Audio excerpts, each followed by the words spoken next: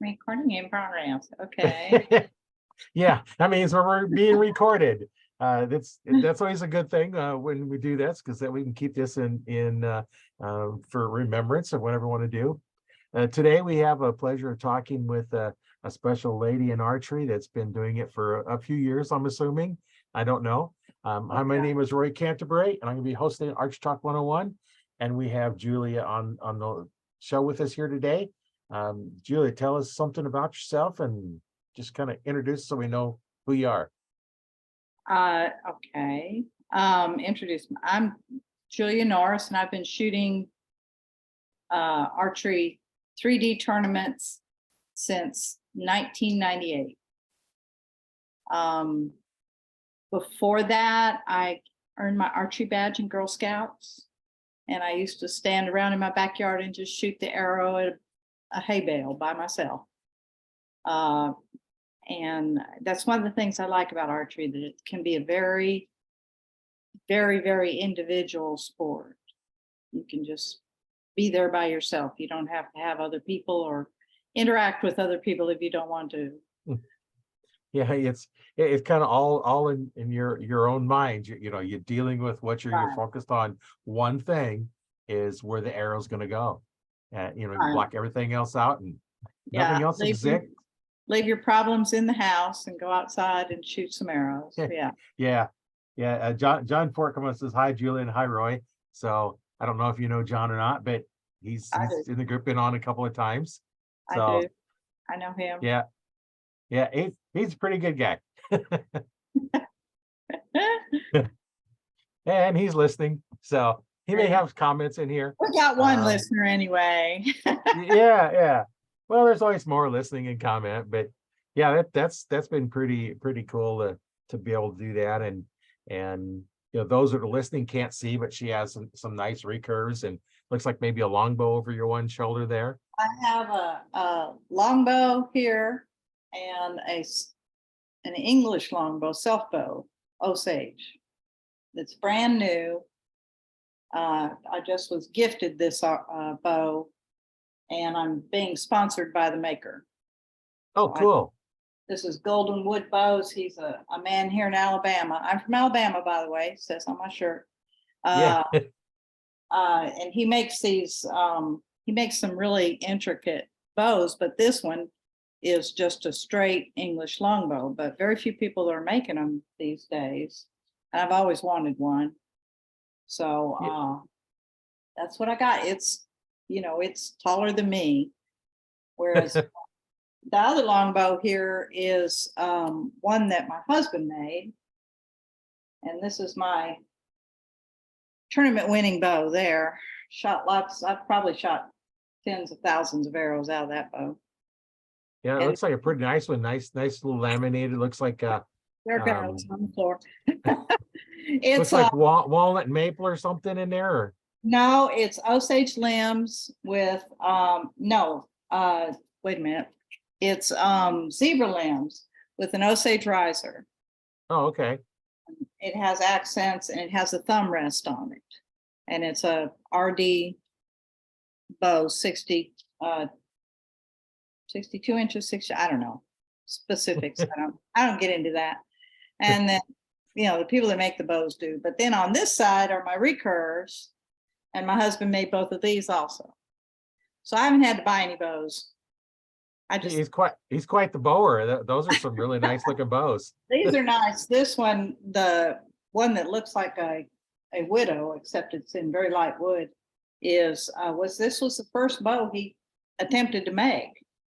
And I said, really? You're going to attempt to make the hardest bow possible, I think? But he did.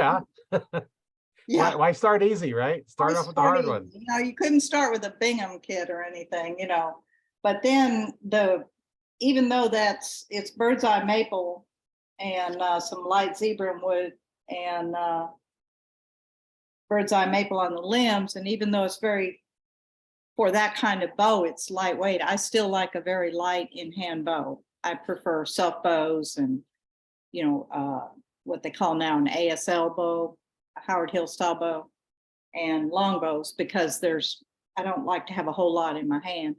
I've got little bitty hands, so you know, a lot of things don't fit me if they're big. Yeah. And so this one he made is, you know, fashioned after 59 Kodiak. So there's a lot less mass in the riser. And so I prefer that one. Plus I'm a big fan of bamboo limbs. So he made the limbs out of bamboo for that.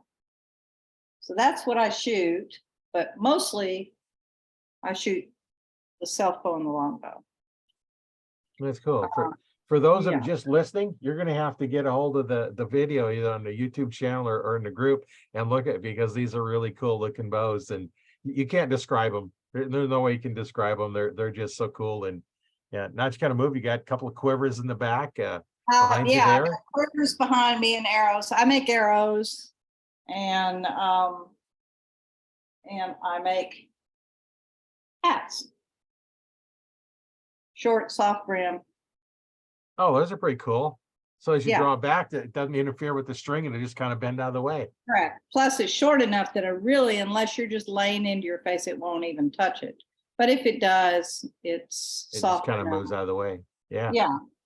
And Now so the one quiver back there looks like it's like a wicker basket or something. it's a a basket woven? quiver. Yeah, it's actually woven out of white oak, Oh, okay.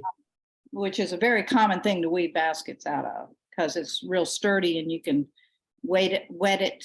You know, you make the strips and you get them wet and then you weave them. But it's real sturdy to do that. I got that in Georgia. We used to go to a lot of shoots in Georgia that don't even exist anymore. This one was called a Robin Hood shoot. It was over in Elberton on the far side of Georgia, almost on the South Carolina line. And Dan Quayle came to that shoot a lot. So we saw Dan a lot, talked to him over there.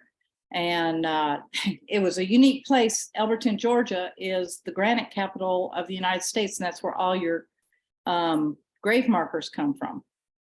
So like the Kroger store has a grave marker sign, and the gas station has a grave marker sign, and the riprap in the road is broken monuments. It's an interesting place. But they had these like 6 foot tall monuments, and if you won the shoot, they'd put your name on the monument. Oh, that's cool. Yeah, and I thought this could be so cool, you know, when humans are no longer on Earth, the aliens are going to come down and think it's a mass grave, you know, because there were all these. So the last year they had it, I finally got my name on the monument. I was so happy. Oh, that's pretty cool. Your was name is cool. etched in stone forever. Etched in stone, yeah. And it was called the Robin Hood shoot because the people's name that owned the land were the Hoods. So they traded on their name there. But there were lots of really nice shoots in Georgia that the clubs don't even exist anymore. I know that's kind of sad when the clubs start disappearing. I know we used to have a one club, and then they kind of split, and then last I heard they kind of merged back together. From what I'm understanding is someone didn't like the way things were run and started their own club, and then all those people are long gone from the club, and it's like, why have two? I think so. I think others they merged back into one. Right, because the one club had a really nice facility, and they also manage an outdoor range that's open to the public. And oh, nice. And Well, we're real lucky in Alabama. We've got several new clubs starting up. So, and the state club has 4 shoots a year and is very, very active and very. We have a lot of young people in the club, which is really good. Young couples, teenagers, little bitty kids running all over the place. And so that's really good because, you know, if you want it to survive, that's the only way you're going to get it. You can't have just old people out there shooting like us, you know, because we're getting too old to set up the range and do all that stuff. You got to get these young people in here so they can do the work for you, you know? Yeah.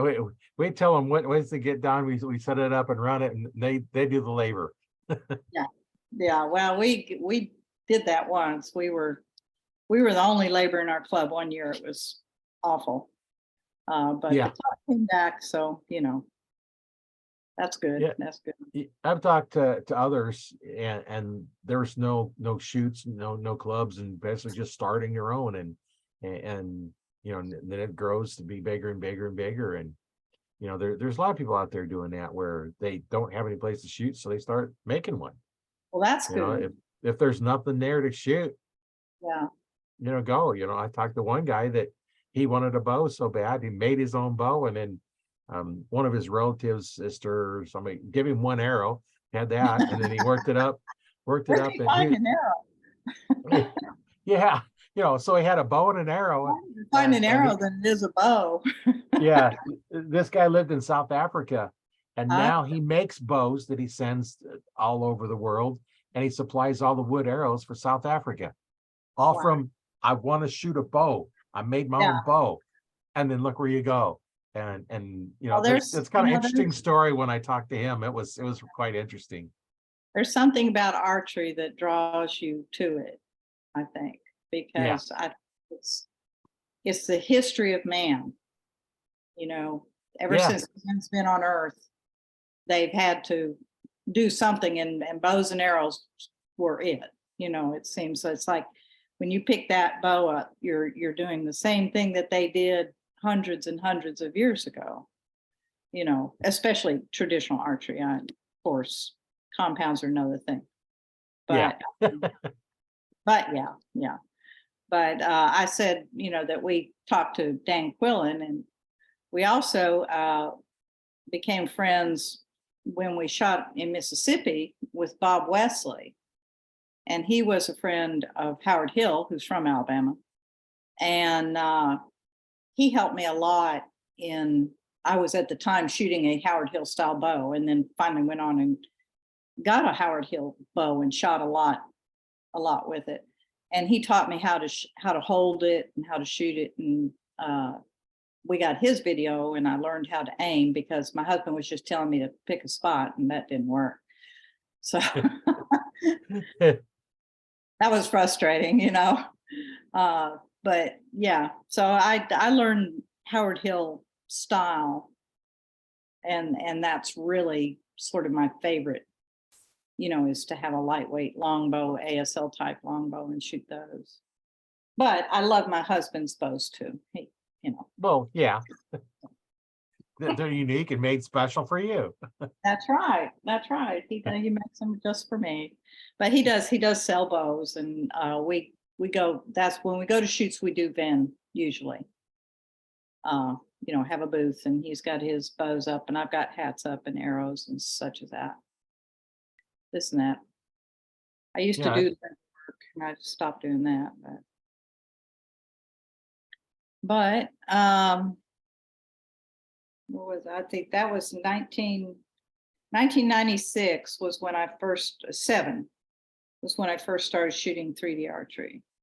I met my husband in 96, and he had a bow, Bob Lee bow. He was shooting. He hunted. He was from Southern Illinois, so he hunted. And I was like, "Hey, I used to shoot," And he said, Yeah. "Well, he'd never shot tournaments 3D, but he'd gone over to Cloverdale and hung out, because he was shooting a traditional bow, and it's very hard to find any kind of supplies or anything. They don't sell this stuff at Walmart." And so he wouldn't compete. He'd just do it for the shopping experience. So we found out there was a big shoot in Mississippi, the Lofton Classic, and we went over there. And at that time, it was a big shoot. It was 1,000 shooters and a lot of vendors and everything. And I got an idea of what it was that he was talking about. And the thing that struck me was, at the end of the shoot on Sunday, they started writing everybody's scores up on a big whiteboard, which you don't often see anybody do that, but they did. And I was sitting there watching it all go up, and I thought, why, if the women are shooting the same equipment at the same target, but a closer stake, they gave them a women's stake in Mississippi, why are their scores so much lower than the men's? And so I thought, I'm going to shoot a men's score. And that became my goal, was to shoot a men's score, because I didn't see any sense on where, but I know why that is now. I mean, women just generally don't have the time to practice and put the time into it, because they have other commitments, but you can, if you want to, if you really, really want to, you can. Yeah. Well, and a little bit closer too, because the bows are normally lighter bows. Well, the men are shooting just as light bows now. Yeah. But I Oh, know now, guys, compounds that are shooting, like 40-pound bows, and they're yeah. shooting targets, and because you don't need a lot of weight, Oh, you just, well, barebow people are generally shooting a real lightweight bow, yeah, little thin arrows and such like that, Uh, but we don't even have a women's stake in Alabama. We all shoot from the same stake. So I don't think that it's necessary that women have a stake, separate stake, but I could be wrong. That's that's well, my opinion. well, I found, too, in between teaching guys and teaching ladies, the ladies will pick it up quicker Yeah, and are willing to learn, and the guys sometimes aren't. yeah. So there's many times, I've taught somebody how to shoot. I had a husband and wife team come in where I was at, and she had never shot before, and doing a compound. And so I taught her how to shoot, and she comes back in a few weeks later, and she's picking which part of the X-ring to put her arrow in. Of course, making her husband mad because he keeps trying to tell her something, and which is wrong, according to what I told her. And she said, "No, I just got Roy sitting on my shoulder, tell me what to do." And she's out shooting him. Right. I try not to tell people what to do or criticize their form or anything, but if they ask me, I will help them, correct a form error or whatever like that. But I think women in traditional archery are better off to be taught by women because there are some differences just in dealing with, our bodies that if your form is more of an open form, it's easier to shoot and not like hit your Right. arm. Women get very discouraged if they tear their arm up every time they Right. shoot. Well, Stuff and like I, that. yeah, I teach more of a closed form, but I teach a little different grip so you don't hit your arm.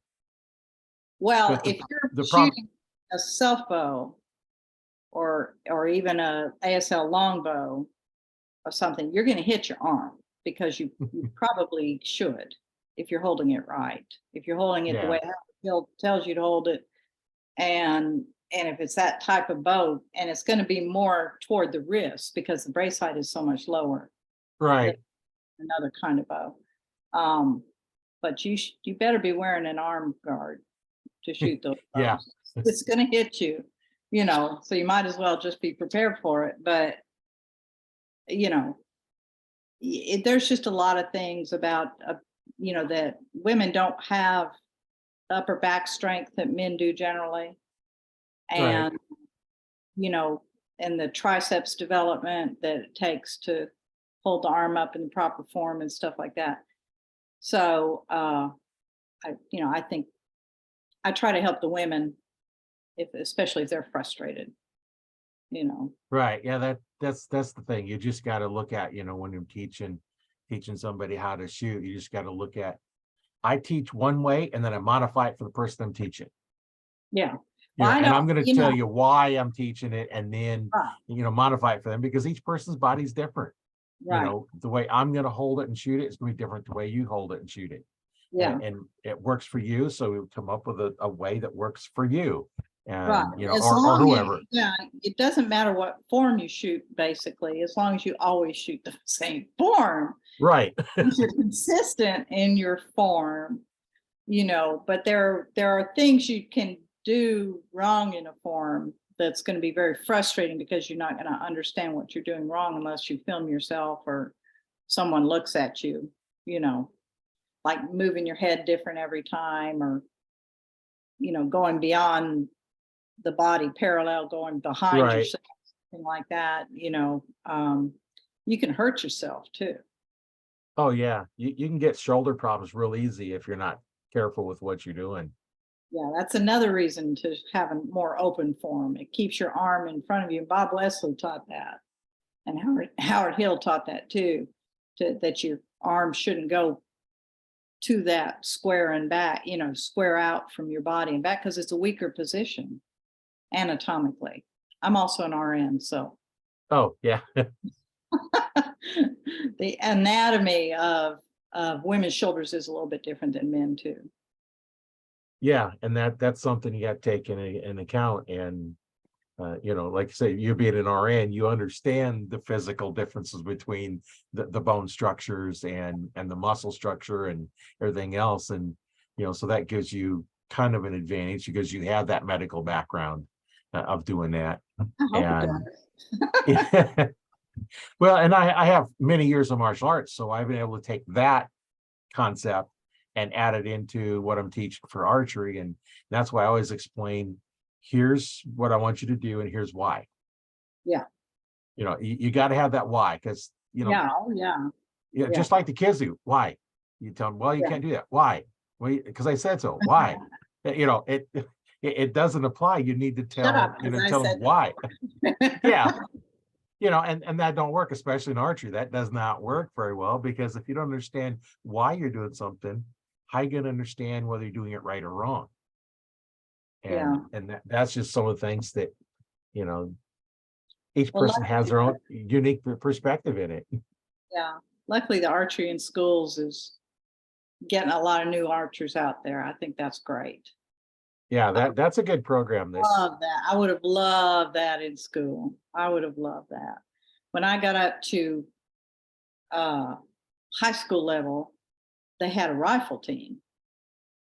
So I Yeah, joined the rifle team, which is sort of the same thing in a way. You're doing, your individual to yourself. But that would have been cool if there'd been an archery team. That would have been a lot of fun. yeah. When But I was in high school, they had a rifle team, but didn't have an archery team, and of course, I was on the rifle team. yeah, I mean, So it's a shooting sport. It's sort of the same thing.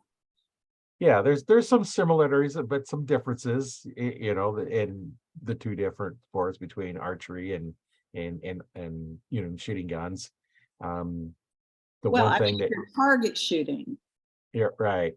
is sort of a lot the same. If you're doing just stand up at a wall and shoot targets, like indoor archery does. Yeah, I don't do that. I don't like dot shooting, so I don't get anything out of it. So I prefer the 3D shooting, and I do the spots to develop my skill, and then the 3Ds to develop my ability to judge yardage. And so I know when I go hunt, as long as I remember to pick a spot, I've got a good chance of they making the don't right walk shot. around with spots on them though, darn I it. know. Unless you could shoot a fawn. Yeah.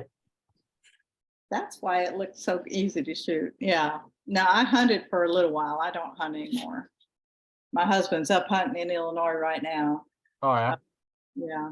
He's got his son and son-in-law and grandson, they all go out together, and it's, a big male bonding thing. But hunting to me, first of all, we just don't need that much meat. And if we're not going to eat it, I don't want to kill it.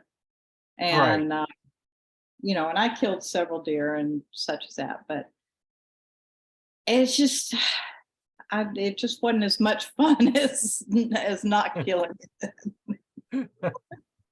Once you killed it, the fun is up until the point you shoot it. And then after that, it's just work. Yeah, that is. I had a guy that does a lot of archery hunting, and somebody asked him one time, what's the difference between a rifle hunter and an archery hunter? And he says the time you spend hunting. Because prior to the hunt, you spend the same amount of time. After you kill the animal, you spend the same amount of time. It's how long does it take you to get you shot? With a rifle, they could walk out 300 yards away, done. Yeah. With archery, you're not even getting excited yet. You've got to get closer and closer. So you might hunt them for a week, before you get close, or longer. Years. Yeah, or years. Yeah. Or years. I was getting very disappointed because I never could get anything. And a friend of mine said, it took me 10 years to get my first deer. I'm like, oh, okay. I thought you were supposed to have success right away. No, Can't shoot what doesn't walk by you. that's true. And when I first started hunting, just seeing a deer, footprints in the dirt, was a good day. It's like, Oh. oh, there's deer in this area, and then never even seen a real live deer, and then it finally got to, it's like, oh, there's one running in that field as I'm driving in or driving home. I got to see a deer today. That was a good day. And then as you do more and more, and now then you're getting it, you're seeing them when you're in tree stand and they're walking by, you're getting shots. But I know it took me 5 years before I got my first shot at a deer. Mm, wow. It didn't take me long, but I think yeah, it was in Illinois, was the first 2 deer I shot. But I think there's more deer than people in Illinois, okay? At least in southern Illinois there are. They're everywhere. It's ridiculous. You drive down the road, see 20 deer. So if you're anywhere at all in an area where there's fields that they come and go to or something, you're going to see deer. Yeah. And they are big deer. They're much bigger than our little Alabama deer here. Yeah, they are a little bit smaller down south, aren't they? Yeah. Yeah. And I always tried to look at that. I thought, why is that? You would think they'd have more to eat, and they wouldn't have the winter stress down here. So, but it seems like getting cold makes bigger animals bigger. All your bigger animals are up where it's cold. Yeah, I never really thought about it that way, but yeah, it's all the cold states have the larger deer. And elk and moose and all that. All the big animals are more north of here. Yeah, maybe it's got to do with too, up north, and they really, have to eat a lot to get ready for wintertime. So they're Yeah. eating more, and maybe they're just more nutrition, and you're making them bigger. Yeah. And But then they go for a longer time without food, I think. right. Wintertime, I don't know. Doesn't make sense to me, but whatever. That might be a question to ask a wildlife biologist. When I get one on the show, I'm gonna have to ask us, like, why do they have smaller bodied deer down south and bigger bodies up north? Yeah, it doesn't make sense to me. And in the 30s here in Alabama, they basically had wiped out all the deer. So they had to go get deer and repopulate the state. So the deer came from north of here genetically. So you would think they would maintain those genetics. So it must be environmental. Yeah. Because otherwise, the genetics shouldn't have changed. So I don't. Here in Nebraska, the deer, corn and soybeans is what they eat mostly, during the summertime. Now the muleys out west, they don't get as much corn and soybeans, they get more sage, but the whitetails around here, they're eating corn and soybeans as their main diet during the summertime because that's Illinois too. That's why I think that's the whole Midwest. All right. Iowa, Ohio, in Indiana, all up there, even Kentucky, they're all eating crops. Yeah. Well, we've got lots of crops here for them to eat, but whatever. And plenty of oak trees and stuff like that. Oak trees and other I've got nothing but oaks in my yard. You look cross-eyed at the ground in Alabama, a tree's gonna spring up. I'm not kidding, it's ridiculous. Their trees are weeds here for me. They're in, there's so many of them and they grow up so quickly and take over. But it is odd. The squirrels are smaller here too. There's squirrels up. Yeah, we have sometimes some pretty good sized squirrels. Yeah, bobcats get bigger up north. Bobcats down here are scrawny. But anyway, I do not know why. Yeah, little scrawny ones about the size of our house cats. Yes, they are. They look kind of starved. Yeah. But now you got me curious. I'm going to have to see if I can get a hold of a biologist and say, hey, what's the deal with this? Why can they take a deer from up here to repopulate a southern state, and now they got little deer down there where it come from a big deer up here? I grew up out west, and so we grew up with mule deer. Yeah. And I always thought it was funny that when I was growing up, and this may have changed, but when I was growing up there, you know how mule deer don't have a brow tine, they just go up and they've got a fork and a fork. Right. That they counted like a 6-point mule deer was what they call a 12-point eastern deer. They would only count one side, so they'd say it was a 6-point or a 4-point or 8-point or what, you know. Yeah. But they, you know, in down here, it's they count every little tiny thing they can. That's all of the antlers, you know. If it sticks out an inch, they count it. That's right. Well, that's the rule, isn't it? But Yeah, yeah, I think it was. If it's an inch long time, Yeah. then they count it as a point. so when I came to the South and they said, "Yeah, I shot a 8-point," I'm thinking, darn, that's got to be a big deer, you know. And it's just a little basket 8-point like this, not big mule deer horns like that. No, something different. You have to stop mule deer too. You can't sit in a tree. No, they just kind of wander around wherever they want to go. And They would get in the cattle fields and eat with the cattle. That's something white-tailed deer don't do. yeah, you don't see them in there too often. You once in a while you'll see them in there, eating. But generally, yeah, I don't see them in there with the cattle. But where I'm hunting, they don't have cattle in there when we're hunting anyway. But They don't want you to shoot the cattle. well, they seem to follow you wherever you're at. I guess my son and I was going in this one field, and the cattle was in the next field, and they just kept following us around. It's like Yeah, they thought we was that'll going to ruin feed your them or hunting. something. Yeah, they do. They do. They know where their food comes from. Yeah, yeah. We weren't hunting that spot where that was at anyway. We had a different spot was going to, but still, they going up the hill and over the hill. But they're just following us around. It's like, okay. Somebody fed them at some time. Yeah, they're out there grazing in the field and like, hey, can I be your friend? Yeah, I've had them just as you're walking through the field. I've been places where they've been in the field, and as long as there's no aggressive bulls in there, it's no big deal. You just walk through and they'll start walking up and following you, and you get up in your tree stand, and after a while they just kind of mosey off. The only cows that ever bothered me were cows with cows. Cows. Yeah, we got chased out of a field because the mother didn't want us near her calves. Oh, But, yeah, no, that's a different story. Get there in calving season. yeah. My uncle had a farm. He had dairy cattle. They get mean when they had calves because they go through that whole cycle of their calves being taken away. I think it makes them mean. Yeah, they're figure they're going to take it away, and They are. Yeah, they are. except you're not, but somebody else is, but they don't know the difference. Mhm. So do you hunt in other states or shoot? No, mostly Nebraska. Do you shoot 3D? I haven't for a while. I've had other things coming up. I haven't been able to do 3Ds like I wanted to. I used to do them quite a bit, and pretty much every weekend there was one within 50 miles, and I was going, and then things happen, and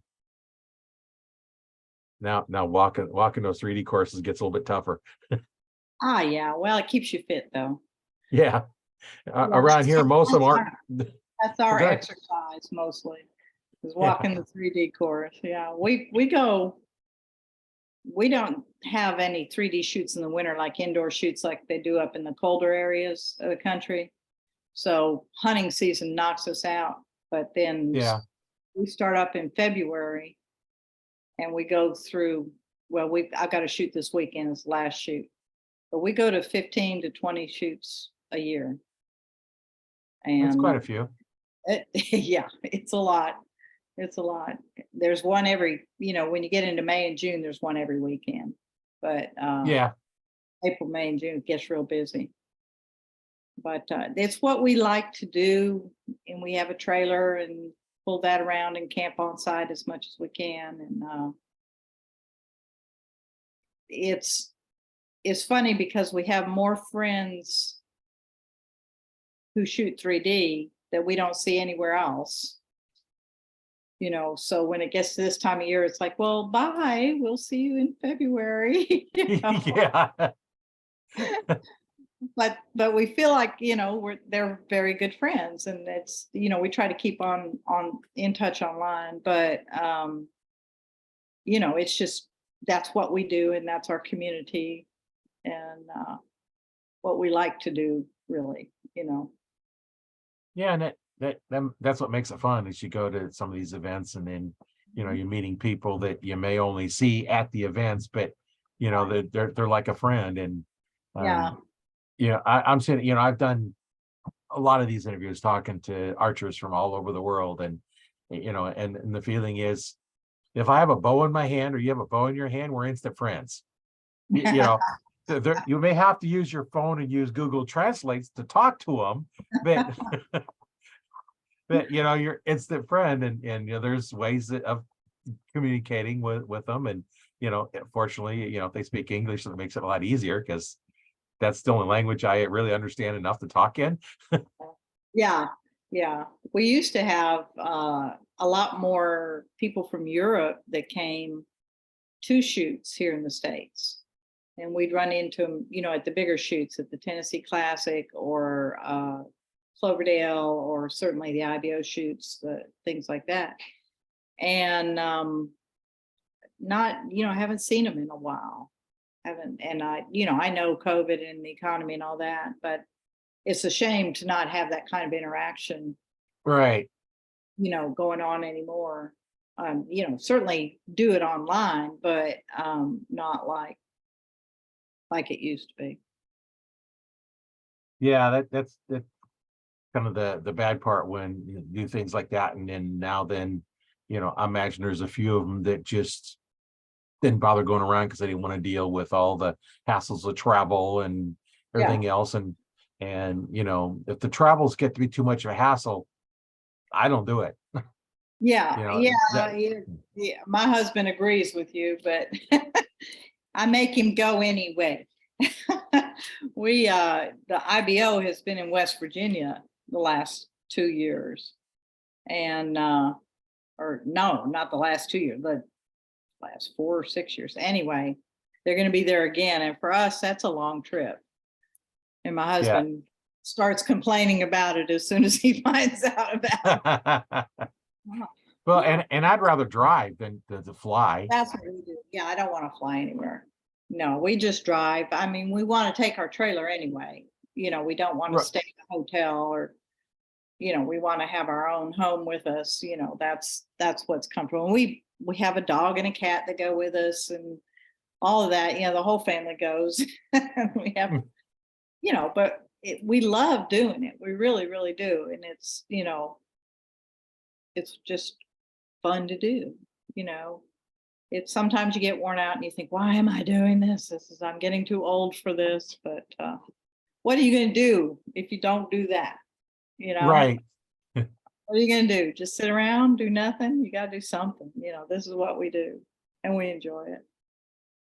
Well, and that's the nice thing about it, is you can enjoy it and you go and relax. And I've talked to professional archers, and if they get sick, they have no money coming in, because that's how they're making their living, is winning Sure, I'm glad I tournaments. don't have to depend on that.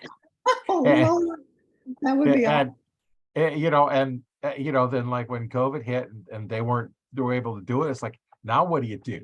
Right. You don't have anything, and you got can't to imagine. travel around. And I can't imagine being professional. I'm competitive, but I wouldn't want to have to work for it, to work for pay. I've never been paid to shoot.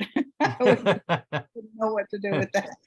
the closest is winning trophies and medals. Yeah, I've won money and gift certificates and stuff like that, but that's not the same as being paid. Right. And that move back. My golden retriever is trying to get my lap. Oh. Yeah. This is the self bow is the first bow I've had that I was being sponsored for. So ta-da, I don't get a jacket or anything to wear, but I get a very nice bow to shoot, and that's better than anything to me. Yeah. Yeah, it looks like pretty nice one. That Osage orange is kind of a cool looking wood. It is, and now it'll get very dark. Osage Yeah. gets dark It- brown, it very dark. Um, sorry, gotta reach it. A lot of people don't know that, and they think that an Osage is gonna stay yellowish. Sorry, thought I heard my No, cat. no, it'll get pretty dark, just like mulberry is a really cool wood, This and is the it'll get color. almost brown. Yeah, This is the color, and you just have to wait for it. You know, you can hurry it up. You can put, some bowyers put, something on it that makes, there it goes again, that makes it, turn. But this is just a natural turning. But, you know, all woods turn. Maple gets orangey, right. and, Purple Heart, people love Purple Heart, love that purple color. Gets almost black with Yeah, time. yeah, it gets really dark. It's hard to keep them that color. Yeah, you It's kind of can't. weird. Light woods turn dark and dark woods turn light. Then you get purple heart. It's like, oh, it's be nice purple. It's like I said, it's almost black or dark brown by the time it gets done oxidizing. And Yeah. there's things you could put on it to slow it down. Like Well, a if UV they type have of a glass on finish, but yeah, if they have glass on them, it slows it down. If they're laminated, but on a riser, it's not laminated, it's not covered up. So it's gonna turn, but yeah, but that the English longbow is really historical, of course. But what I like about it is how thin of a bow you have. This thing doesn't yeah, weigh. yeah, it And looks like it's a really small one. And um, if you it's have to hold up a bunch of weight, it's hard on your shoulders. The more weight you're trying to hold up. right, right. And then, and then you're pulling against what you're holding up when you draw it Yeah, back. Yeah. But the shape on the belly is where you get your strength, not the width of it. So you'll have yeah. this is what a D-shaped bow is. Everybody thinks a D-shaped bow is because of this profile, the string and the bent. That's not what you're talking about when you're talking Because about a it kind D. of forms a D, but it's the way the wood is cut Yeah, is if you like a cut D. this wood, you'd have the flat back and then the rounded belly, and that's your D. That's what a D-shaped bow is. So a lot of people are misinformed on that, on what a D-shaped bow is. But you don't have to have as bulky of a bow, you know, to get it. And they shoot really good. This one is actually pretty lightweight compared to my other bows, but it shoots just plenty fast. Of course, if you have an aiming system, you can shoot any weight, any distance. So Right. So what is your aiming system? well, like I said, I was taught by Bob Wesley, so I'm, you know, taught the Howard Hill way to shoot. So it's a gap. It's a gap method, and it's there's a lot of people that I try to encourage to shoot a gap because it's the easiest aiming method I can think of, and it makes so much sense, that once you practice your measurements and you can go out on a target and just pick a spot and shoot to it, and try to have all your form perfect. Of course, your form can change things a lot, but Yes. yeah, and however high or low your arrow is, that's your gap. I mean, when you don't hit that spot then you try it at different yardages so you can figure out what is your gap at this yardage, what is your gap at that yardage. And it doesn't change. It's, and then your bows, alter, but I try to keep my bows pretty much within the same weight range so I don't have to, when I come in and put down one bow and pick up the next bow to go out again, I don't have a lot of mental shuffling to do to Yeah. figure out how to shoot that bow. It's like, the recurves shoot a lot faster, flatter, so the gap is smaller, and then the self bow is going to have the bigger gap, but you can adjust that with arrow length especially, Yeah. and knock height and stuff like that. change the weight of the arrow, will slow it down and or speed it up. And Yeah. see, there's a lot of people don't think there's a lot into tuning a bow, recurve longbows and stuff like that, traditional type bows. But you've got to get that arrow set up that Yeah. shoots good with your bow. But Um, they talk so much about tuning the arrow, changing the point weight, changing the weight of the changing the length. But there's a lot of tuning of the bow they don't do. That if they did the bow tuning first, then they would find out they had to tune the arrow only a little bit. Like if they do start knock high and then come down till the arrow flies right, and stuff like that, they can, or find where their knock placement is that puts some more point on, stuff like that. Then the arrow will work, but without having to change the arrow so much, because especially with wood arrows, you have to stay in a spine range, so there's not a whole lot of give and take on the weight. right. So the total weight of the arrow, you can put a heavier point on front, but your arrow's gonna die in a short distance if you start, Yeah. blink. It's not gonna go very far. But everybody gets all, gosh, the articles written on tuning arrows, they're talking about carbon arrows Right. 90% of the time, and that's like, oh Lord, I can't get into that. I just go by the carbon arrow that seems to fit the best and go there. I don't try to alter that so much. Yeah, you don't have quite as much you can change on the carbon arrow as you do like with wood, But because you do. got different type woods in the arrows and the different weights and um Well, most, 90% of your arrows shot are all Port Orford cedar, because it's the most available wood, and it's going to be the lowest grain weight along the arrow, so it's going to be your lightest arrow. yeah. All the others, Douglas fir and ash and all, like those are heavy, and those are better for hunting than target shooting. So they're mostly Port Orford cedar. That's what I make up, is Port Orford cedar. I don't try to work with anything else. Yeah, I know when I had my shop, that's pretty much all I ordered, because where I was ordering from, that's what they carried, and Yeah, that's what I ordered. And um yeah. Some other things have come along, but I think 90% of your arrows are Port Orford cedar.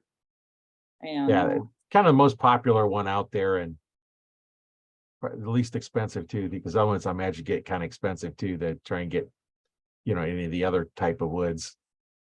yeah, well, someone sent me one time 6 arrows that they were all different woods, and not a one of them flew good. Not like cedar. Not a one of them flew, like what I was used to. So I said, I'm not gonna mess with that. I'll just go with cedar. And Yeah, it's gotten harder to get cedar, and it's more expensive. They've got now to 48 a dozen, and then the postal system added a new shipping charge, that if something's over 30 inches long, $15 is added on. oh yeah. So now it's more expensive to get them shipping. So when you go to make up a dozen arrows, the arrow starts off costing about $7 itself. And, Yeah. you know, and then people don't want to pay the price for a dozen, and you've spent all this time straightening and staining and painting and putting feathers and knocks and points on, and they're like, well, that's really expensive. Yeah, well, try to make it yourself sometime. Yeah, because it's a lot of work to put together an arrow. It is. Not so much for your carbon arrows, because there's Oh really no, not as much slap you some do with them. feathers on that sucker and Yeah, go. I put little wraps on my hunting arrows, a little fluorescent wrap, Oh so I can yeah, see them with a little flashlight on there.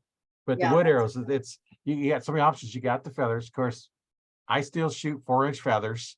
I haven't Orange changed. feathers. Oh dear. How old fashioned you are. In fact, this is actually one of my son's arrows, There you go. and it looks like it's wood. It's not. It's actually a carbon arrow. The gold tip makes I keep made the what they wood call the grain. traditions. So it Yeah, looks like you shoot wood, but you're not. It's carbon, because there's no way you're going to shoot a wood arrow out of a compound bow.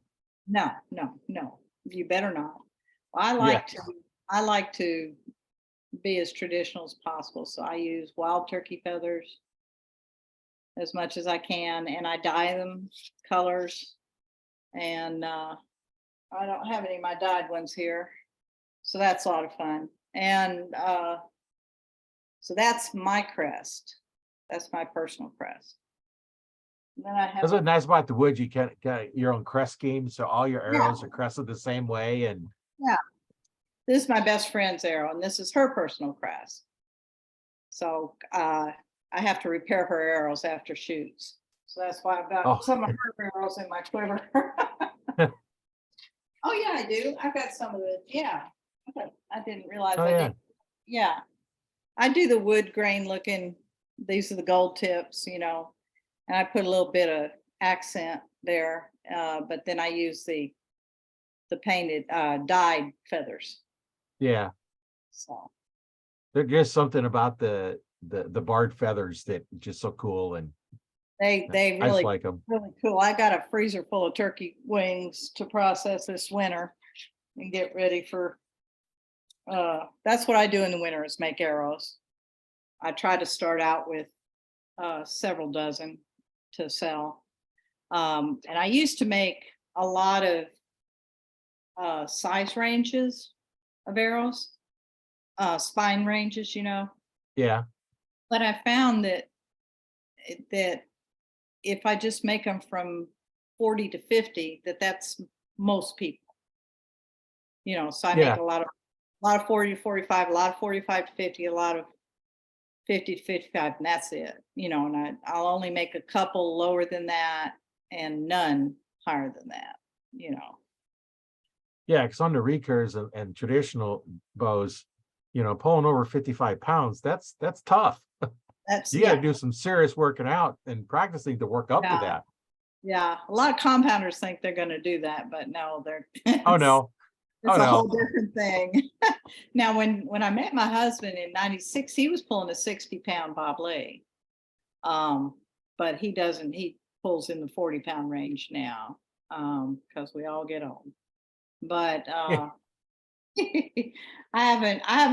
I started out with 27 and went up to 37, and now I'm down to 35-ish. So, if you don't start out outrageous, you don't have to drop as much weight. Yeah. I know you just got to start out low, and that's what I think a lot of beginners that haven't shot archery before, they don't understand that you're not going to grab that 60-pound bow and pull it back. Even in a compound, you're not going to start out at 60 very good, because you're going to You'll hurt struggle. yourself and you'll form bad habits. Yes. Those two things. So neither of those things are good. And but they think they have to have 50 pounds to shoot a deer, and you don't. I killed deer with shooting 37 pounds, and your arrow doesn't come out the other side, but you've still killed it. Right. Well, my first year was with a compound, and I was shooting at 52 pounds. I was shooting a 21-17 full length arrow, which is a heavy arrow. I think 145 grain 4-bladed Muzzy, and I was 20 feet up in the air, and the deer was 40 yards away.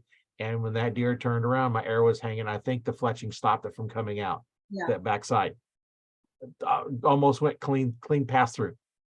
Yeah. At that weight, because I had a heavy arrow, so it didn't want to stop.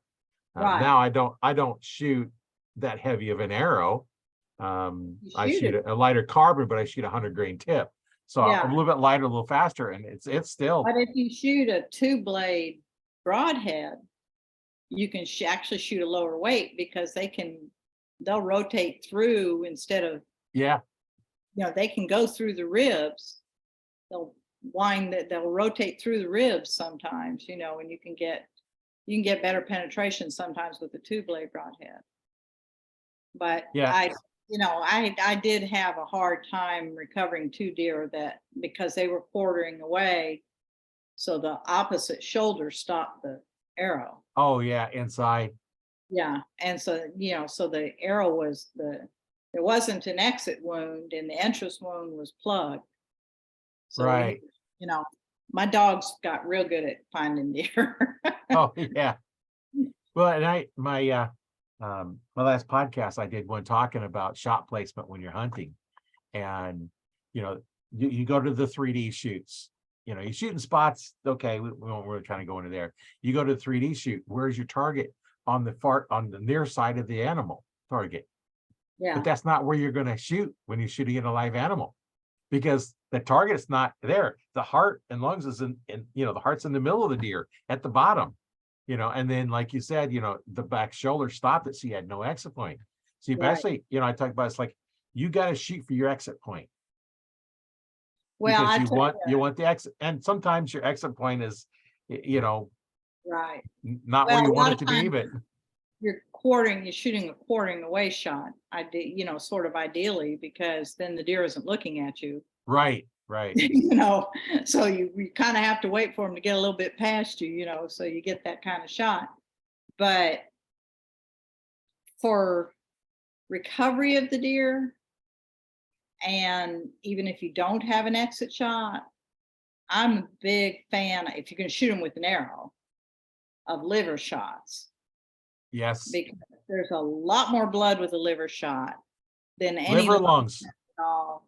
A liver shot, and I shot one deer in basically I was going for a liver shot, but I went a little high and it cut the abdominal aorta. And there was an enormous amount of blood. Oh, yeah. The deer did not go far. Everybody's all like the lungs, but if you hit them a little high in the lungs, they can go forever. Oh yeah. Before those lungs fill up and collapse. They're gonna run forever. But Miles, yeah.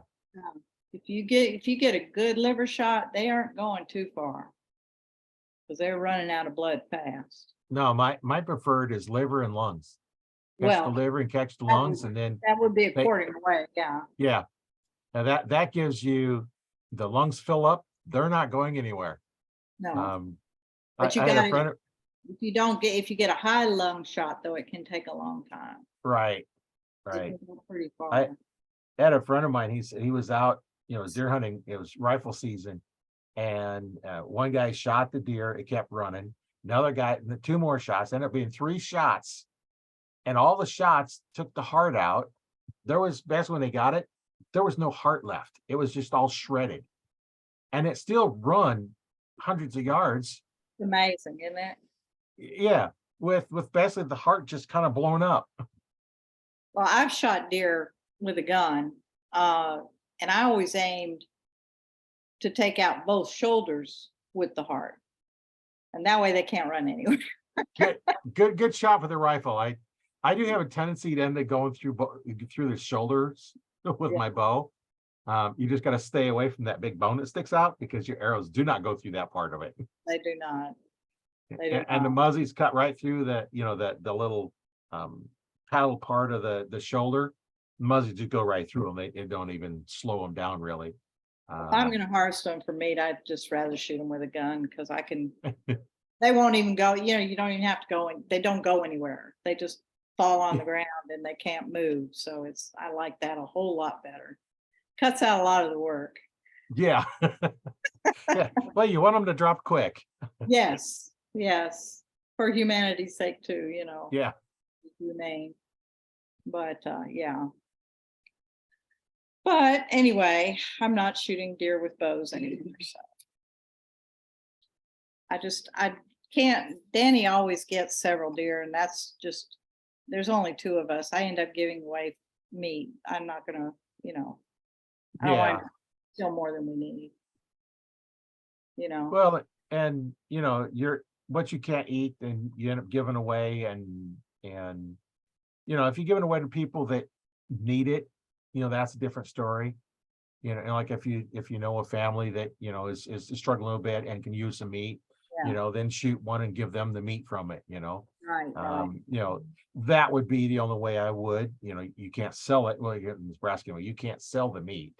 right. When So, most states have a hunter's harvest food bank kind of right.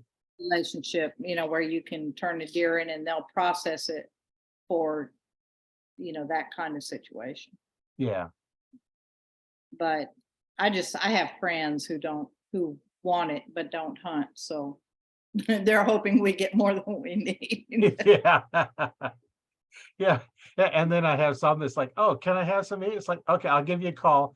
I'll give you some meat. You help me cut it out and, Dragging deer. drag Yeah, drag it out.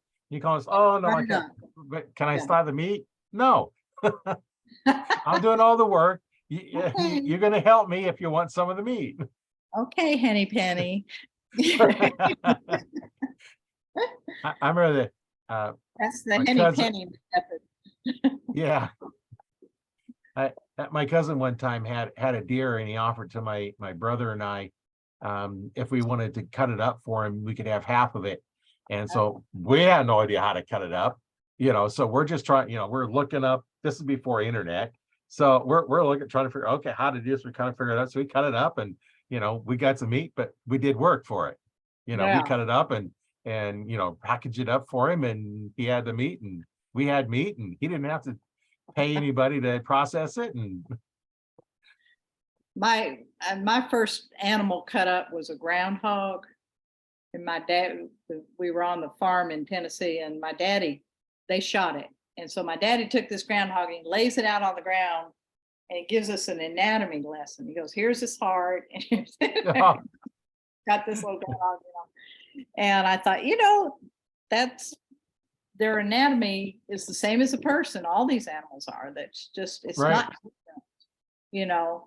And so, and I cut up a lot of chickens to cook them and stuff like that. So when I met Danny, we went hunting and he got a really nice doe. So we brought it home and hung it up and he starts hacking away at that deer. And I thought, oh my God.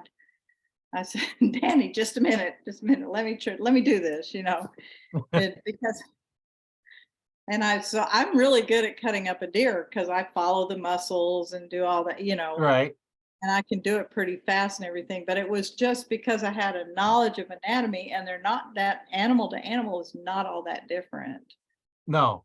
or to people either, So just sort of taught him how to cut it up a little more efficiently, than that you have to follow those lines and everything like that. Yeah. And that's what I do when I'm cutting them up. We found by accident one time that if you soak the hide, they come off much easier. We had one that was all dirty. So we just hosed it off. And it's like, Yeah. oh man, this come off easy. It's like, oh, so we just start hosing them down from then on. Oh, well, we You know? always hose them down because you dirtied them up, dragging them in, and then you cut through that, you're gonna put that dirt in your meat, So we Yeah. always hose them down. But Yeah. yeah, we got where, we'd hang it up and we'd pull the hide off and then we'd just start working the muscle groups off. And then next thing you know, okay, here this leg comes off and then this one comes off. And Right. next thing you know, you're pulling all the little muscle groups off and then you can get all the membrane off of the meat and then you have really good meat. Well, a lot of people don't, I don't know, they need to give lessons on that, I think. Because they don't understand how to cut the back strap out, so it's one clean, long Oh You know. yeah. piece of meat, and my husband didn't know where the tenderloins even were, that they were on the inside. He thought that was the tenderloin. That Oh the no. tenderloin's on the inside. Yeah. And because he didn't have anybody to teach him. He just, he Yeah, just he's went. probably threw away all those nice tenderloins because he didn't know that was the primo meat. I don't think he'd shot that many deer, but Oh. he tried, he tried. He went out to hunt and he tried. But anyway, we hunted for a while. That was fun going out together, and we would set up, near each other. We could sort of see each other, one time it got about time to get down, and I didn't want the deer that was out there. There was a doe and a fawn out there, and I didn't want her to see me get down. And I knew she was going Right. to see me get down. and she was in between me and my husband. So I launched an arrow at her to get her to move.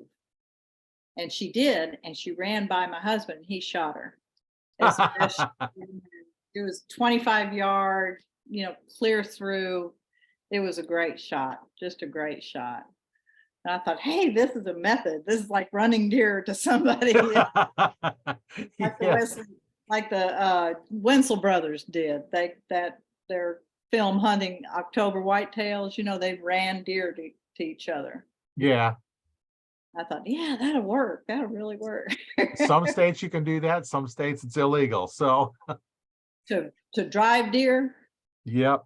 or to dog hunt. Yeah, Yeah, both. you can dog hunt. Nebraska, you can't do either one. Really? I Yeah. don't know that there's a law about driving deer in Alabama. I'd have to look it up, but there are places where you can dog hunt. I know in Iowa, at least they changed last time I heard, you could party hunt, which meant if there's you and I and 5 other people in the group, that's 7 tags we have between the 7 of us. One person could shoot all 7 Yeah, legally in Iowa. Nebraska, you get 1 or whatever your tag is. You have to shoot your own deer. yeah. And Well, whatever. I think, some of these states, there's so many deer, they need to relax the rules Yeah. a little bit. well, in Nebraska, when I first started deer hunting, you had 2 tags. That was it. That's all you could get was 2 deer. Oh, really? Yeah. And now they've gone where they have season choice tags where they issue lots of them and you can get, multiple deer. When I had my store, I was a deer check station and I knew guys that shoot 20, 30 deer, legally shoot that many deer because there was unlimited tags at that time. Well, And it was 2 per tag. Yeah, they have unlimited doe tag here. But they're trying to encourage people to shoot the does, but not the bucks. But they don't have, you can shoot 3 bucks, but only, you can shoot a spike and count it. They don't regulate I can't remember the real detail on the antler restriction. One of them has got to be an actual buck with, some horns on Yeah. both sides. The others don't have to be. And once you hit 65, you don't have to buy your driver's license is your tag. You don't have to buy a hunting license. So we're free hunters. We can hunt free now. Some benefit to getting old, You can Well, hunt free. Nebraska has a little bit different. Veterans at 65, I think it is, and seniors at 70. We get our hunt and fish and fur bearing tag for $5. But we still have to buy our deer tag and turkey tags. Oh, really? Yeah.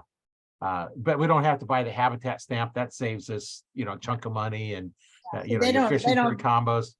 They don't do stamps in Alabama. Yeah. Well, you got your habitat stamp, and they used to have an aquatic stamp, and then all these other things to add on there, and the hunt and fish combo was getting kind of expensive. Well, my hunt and fish combo also includes the fur bearing fish, so I can go out and trap on my license for $5. And it used to be it was free, and then they started charging $5 a year. Like, yeah, okay. But my deer tag, isn't that expensive, and I can get an archery tag and I can shoot a doe or a buck, and if I go for a rifle tag, then you can be an antlerless or you can have an antlered one, and then they have the season choice tags which allow me to shoot antlerless deer.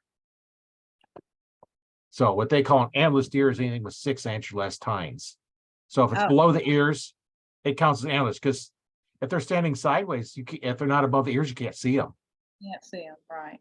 Yeah. Right. And that's as well, they can't say a buck, because what if you have a buck that broke off, later season, they may have dropped them already.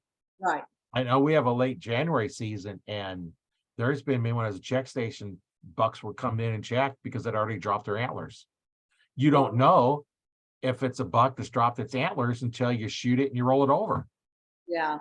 You don't know. Our rut is not even until December, January, February. So they've had to extend the deer season into February in some counties because the rut is so late there. Oh, that, yeah. yeah, that you can't, you just don't see the bucks chasing the does that, gives you that opportunity to hunt. So there's certain counties that are late buck hunts. And here where I'm in central Alabama, in this county, it's about Christmas when we see rut activity. Yeah, But then, ours, there'll be two months of it. There'll be the next month where they miss, get the ones they missed and all that. But yeah, that's where our second rut is in that December timeframe. The second week in November yeah, is our rutting time, which is also rifle season. it is in Illinois. Yeah. Yeah. My husband goes up there for a week to 10 days at Veterans Day and Oh, hunts yeah. hunts the rut. Yeah, he goes up now just for the very beginning of archery season. And sometimes he'll get one deer, but it's still hot up there now. And, the deer are in the fields, but you just don't get the activity you do that they get during the rut. Yeah. Yeah. They're just starting to get the crops out of the fields now. And, it's been so hot up here, just the last few days, it's been in the 90s. Yeah, And that it's I don't awful. like hunting. I don't like hunting that time. I know when I was going into work this morning, there's a deer on the side of the road. I don't know when it got hit because this is Monday, and it was laying on the side and the feet were sticking straight out. Yeah, It already blowed. I don't want to know get when it that got close hit, to but them. it's gone at that point. If they're still fresh, nothing wrong with them. But Well, you just, it's too hot here too. It's awful, but we're very, very dry. We're having a major drought. The trees are all dropping their leaves just because they don't have any water. They're not changing and dropping, they're just dropping. just You know, dropping. yeah, yeah. And the acorns or the oaks have aborted a lot of acorns. They're not fully formed, so I don't think there's going to be a mass crop at all. So gonna have to hunt those planted fields, I guess, those green fields. They like green Yeah, fields. Hard to have a green field when it doesn't rain, You that's true. put all that money in that seed, and you put it out there and nothing grows. You're like, oh darn. Well, they use a lot of irrigation around here. Oh, they don't irrigate anything here. Yeah, there's a lot of irrigation going, so you Usually you see have, them going. yeah, but we usually have a good bit of rain in Alabama. October's, Yeah, September, October are normally dryish months, but we get a good bit of rain. This is not normal the way, the grass is all dead. That just never happens here. This is the worst yeah. I've ever, this looks like Colorado out there. The worst I've ever seen it. I grew up with Yeah. dry. I know dry, but it looks like Colorado out there, the grass. That's what I told my husband. I said, you see this dead brown grass? That's what I grew up with as grass. That's grass looks like in Colorado. Yeah, we have a lot of that here in Nebraska too, where it dries up and it gets hot, and if you don't water it just dies off. And We weren't allowed to water. It wasn't that we didn't, you weren't allowed to water. That was law. You were not allowed to water in Colorado. You can't have a green lawn. Like California does that, Arizona does that. water is so hard to keep that you don't want to be wasting it on just having Right. green grass. And Yeah. have something else, plant something that's drought tolerant, and or something, or just don't have a grass yard. Right. You go down in Nevada and places like that, and it's all kind of desert, and then everybody wants to put in the pools, and they want to put in the grass and everything else, because that's where they come from the north and went down south. It's like, no, this is desert country. No water Don't for try that. and plow grass. I don't want to That's- have to water to have green grass. I'd rather Well, then not you got to have mow that. it anyway. So, Yeah, what fun is that? yeah. You water it, you got to mow it.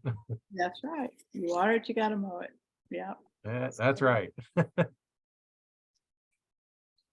So, So, what are your plans here for the future? You gonna still keep shooting? You gonna get into do some teaching or? I'm gonna keep shooting till I can't. Um, we start about in January, we start making the schedule up. Can't find out a lot of most shoots are always held on the same weekend, especially your big shoots. Tennessee Classic, always the first weekend of May, and Cloverdale's always Father's Day weekend. And so we make up a schedule, and then we start making reservations where we need to, but state parks, you can't go any more than 6 months ahead of time. You can't get reservations. So we get all that done. That's what we do in the winter, and make bows. Danny's got 4 bows he's making right now, and I make arrows and stuff. And then we start out in February, complain about how cold it is and how we hate shooting in cold weather. Cold weather down Yeah. south in February? Well, in February, the shoots are up in Tennessee and Kentucky. Oh, yeah. And it's cold up there. It's cold. It's always cold in Kentucky when we go. It sleeted on us 2 years ago. And it's always cold in Tennessee. And then March starts our state shoot. We have our state championship is in March. It used to be the first weekend of August, and everybody complained so much about the heat that we moved it to March, and now it's cold when we have but that's okay. We start off with a state championship, and then we travel around, to all the states, all across the South. We don't have any more shoots we go to in Georgia anymore. But we go everywhere else. We go Alabama, Mississippi. We don't go to Louisiana anymore. We used to. We go to Arkansas, Tennessee, Indiana, and Kentucky, West Virginia. We've gone to Ohio. We've gone to the Texas longbow shoot. We don't go to that anymore. That's really a long drive to go to Texas. But we just go to all these, it ends up being 15 to 17 shoots. Yeah. We leave out to go to a shoot usually early in the week on Wednesday, and then get there early, sort of relax a day or so before you start shooting. We like to go to shoots that are 2 or 3 days or more, Right. to make it worthwhile. And then we'll stay and come home on Monday, and then you're back out again on Wednesday, so Yeah. the only day I work is on Tuesday. So that's the only thing that brings us back home, is that I have to Yeah. Come home and work one day and change and clean your clothes and get your stuff Right. ready and restock your camper and go again. Exactly. Do the laundry. We've got, our trailer, we've got double, it's like having another house. We've got everything doubled in there. We don't have to go back and forth and back and forth and back and forth, so. Yeah. And I've even got clothes that like never stay out of the tray, my shooting clothes. It's a whole nother wardrobe. And we just wash it, put it in the hamper, put it back in the camper, and then just go. And, that way you always have it with you. Yeah, always. Yeah. That way you're not looking for a pair of socks or something like that. Those socks never find a home in here until it's wintertime and we have to empty the trailer so the mice don't get in it, Yeah. But yeah, we just keep going. There's sometimes where we say, how long are we going to keep this up? And we're just going to keep it up till we can't keep it up. I'm 70. My husband, or actually I'm 71. My husband's 76. But we still can walk the hills, and so as long as we can do that, and I think the more hills you walk, the better you Yeah. get at it, the more fit you are to do it. So it's good exercise, and it's good fellowship with other archers, and it's it's a hobby, the bow making, and a craft, and all that too. So it just about consumes all of everything we do. Yeah. Really. We're not It really, is. we're not really a business per se, in that we don't do enough volume to be a business. Right. You have to have a certain amount of income from something for it to be a business, for the IRS to care about you. Yeah. You have to make enough money for them to make it worthwhile. We did have a business for a year. And then at the end of the year, the IRS said, "You're a hobbyist. You're not a business. We don't want your money." And we're like, "Okay, that's fine." So, that's what we do. And we just really, really enjoy it, and in between that, and I just try to grow a garden and go do my nursing work once a week. Just keep your skills up a little bit.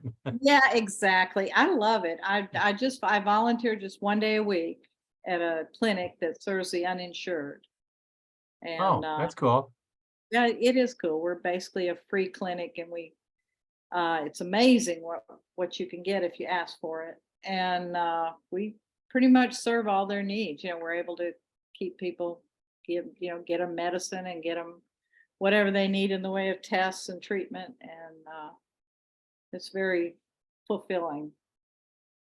Yeah, that's pretty good that you're able to do that and give your time to help others out that need the help, and there's actually a place where they can go, and Right. it's like, okay, I can't go there because I can't afford even the prescription. How am I going to pay the doctor anything? And now Yeah. there's a place they can go and at least get care, and What's frightening is how many people don't have health insurance. And oh yeah, it's mostly because, they're poor, but we're the only country in the developed world where your health care is tied to your job. yeah, And so you get injured or you get sick and you lose your job. Well, you also lose your health care, and you're injured and you're sick. So right. you can't work, but you can't go to the doctor. And so it's really a poor system. Your health insurance shouldn't be tied to your job. You shouldn't lose your health insurance when you lose your job. Because then you've Well, got, I go to the VA, so well, I see, don't I don't have to worry lucky about it. you, huh? Right? Yeah. It's so funny that the majority of the nurses at the clinic are VA nurses. They really have a heart for it. And they're some of the best nurses because they've worked at the VA. You're working with a special population at the VA. Right. And Oh, and we have a couple of really good medical universities here. The University of Nebraska Med Center is right there, just not even a mile from the VA. Creighton Medical Center, that college is right there, with walking distance to the VA. So pretty much all of the doctors that we see, well, the wannabe doctors, they're not doctors yet, but they're they're they're training. going to be. Yeah, they're training, and so they're all from one of those. But we do have an attending physician that oversees them, but almost never see the attending physician. We'll see the other Well, doctors uh, and we have the University of Alabama at Birmingham is the big research hospital in Birmingham. But they train family practitioners here in Tuscaloosa, which is where the clinic is. And so they send the residents over to us. And so we have 2 residents on 2 days a week that come in and see the patients. And then we have several doctors that volunteer their time, specialists that volunteer their time. And we have dentists that volunteer their time. So we're also able to give some dental care. But then if we have something that we cannot get in town, we can help the patients to apply for the charity care service at the university hospital. So we get a lot, there's very little that we can't get done. Sometimes it takes a little bit of jumping through some hoops, yeah, but there's very little that we can't get done. The cancer center accepts all patients. They don't they don't care if you got insurance or not. So that gets taken care of. But it's, we have a lot of participation from physicians that will see our patients pro bono. So that's very encouraging. Yeah, that is. And you have something set up like that really helps out. And But it's surprising how many of these clinics are actually across the United States. Unless you need them, you're not aware of them. right. But there are actually very many free or semi-free clinics scattered across the country. Then there are some government-funded clinics, low-income clinics, that are also scattered around the country. And then public health systems are low-income health systems also. But you're not aware of it if you're not in Right. the system. It was surprising to me, but I've been working there now for 23 years. Oh, been there a long time. I've been there longer than anybody has. Yeah. Everybody else has gone on, but I feel lucky to put in the time there, really. Yeah, that's good that you're able to travel around, spend your time doing archery, come back, help out, go back out, do more archery, come back, help out. There's 2 times in the summer where I say, I'm sorry, y'all gonna have to find someone else on Tuesday because I cannot be here, So I've got two, no more than 2 or 3 times in the year where I have to tell them I can't be there for that reason, for archery. Well, you go to some of the really big events, they run more than just the weekend. They do, and especially the Tennessee Classic. They start shooting on Thursday, but people go there a whole week ahead of time and make bows. And it's just, if you can ever get to that shoot, that's the #1 shoot to go to. It sounds like it. Go down, spend a whole week, and yeah, they'll help you make a bow. They've got people there that spend their whole time doing nothing but help you make self bow, an Osage self bow. And they have people that have the staves there that you can buy, or you can bring your own wood, whatever.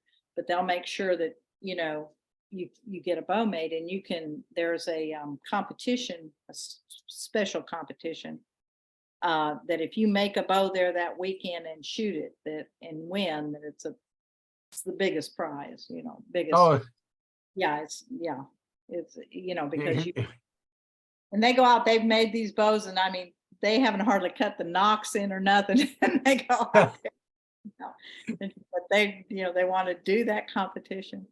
But the place there is beautiful. There's a creek that runs through it, and it's all private property. And there are really nice buildings there, a big place to eat and a kitchen.